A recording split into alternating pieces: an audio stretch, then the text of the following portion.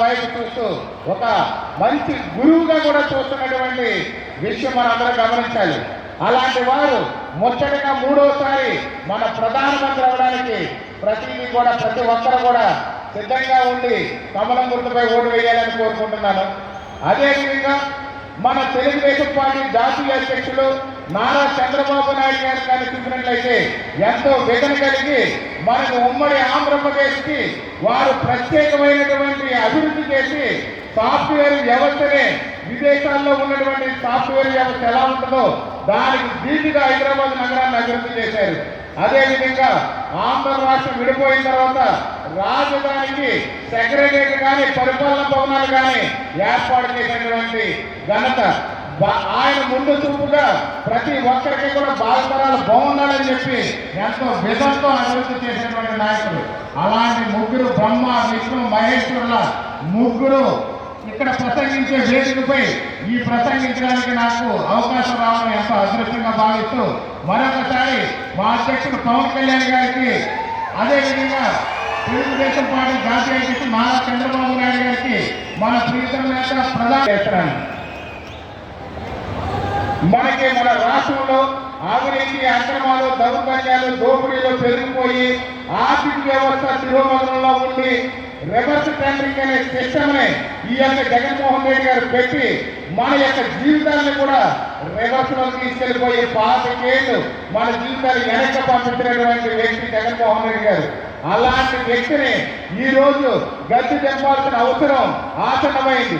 ప్రతి ఒక్కరూ గుర్తుపెట్టుకుని మన యొక్క అవసరం, భావితరాల భవిష్యత్తు, నిరుద్యోగ సమస్య, ఇక్కడ జరుగుతున్న రైతులకు అన్యాయం, మహిళలపై దౌర్జన్యాలు, దోపిడీలు, ఇవన్నిటికి మన స్వచ్ఛ బలికి మన జాగ్రత్తగా మన అభివృద్ధి కోసం, భావితరాల భవిష్యత్తు కోసం, ఆంధ్ర రాష్ట్రానికి రాజధాని రావడం కోసం, ఆంధ్ర రాష్ట్రం అన్ని రంగాల్లో అభివృద్ధి చెందడం కోసం, ఆంధ్ర రాష్ట్రానికి పలు పరిశ్రమలు వచ్చి ఉద్యోగ ఉపాధి అవకాశాలు రావడం కోసం, రైతు రాజులా మారి గిట్టుబాటు ధరతో చిరునవ్వులు నవ్వే విధంగా రైతుకి అన్ని అవకాశాలు ఇవ్వడం కోసం తాగునీరు, సాగునీరు, డ్రైన్లు, రోడ్లు, ప్రతి ఒక్కరి కూడా వీధి లైట్లు అన్ని కూడా సక్రమంగా ఇక్కడికి రావాలంటే, ఆంధ్రప్రదేశ్ అభివృద్ధి పథంలో ముందంజలో ఉండాలంటే ఎన్డీఏ కూడా మీరు గెలిపించాలని మిమ్మల్ని అందరినీ పేరు పేరున కోరి ప్రార్థిస్తున్నాను.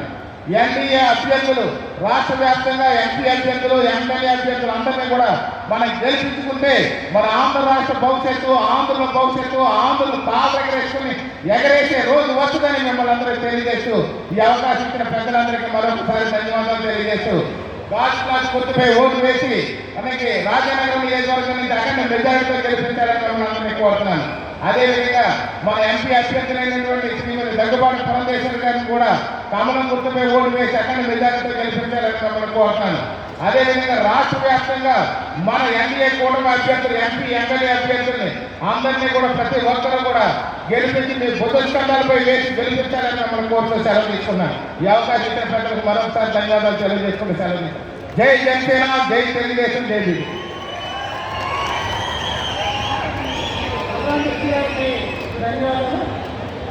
భారతీయ జనతా పార్టీ అనపర్తి అసెంబ్లీ అధ్యక్షుడైనటువంటి రామకృష్ణారెడ్డి గారిని వారి సందేశంగా కోరుతున్నాను.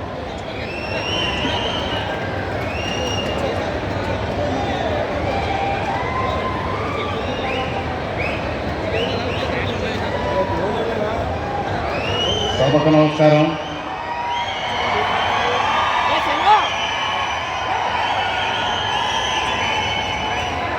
ఈరోజు రాజమహేంద్రవరంలో జరుగుతున్న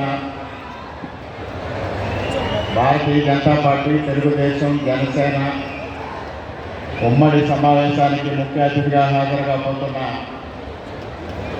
భారతదేశ ప్రధానమంత్రి శ్రీ నరేంద్ర మోడీ గారు, జనసేన పార్టీ అధ్యక్షుడు పవన్ కళ్యాణ్ గారు, తెలుగుదేశం పార్టీ జాతీయ ప్రధాన కార్యదర్శి నారా లోకేష్ గారు, వేదిక పైనున్న పెద్దలకు, వేదిక ముందున్న 3 పార్టీల కార్యకర్తలకు, అభిమానులకు, మీడియా ప్రతినిధులకు అందరికీ పేరు పేరున హృదయపూర్వక నమస్కారాలు.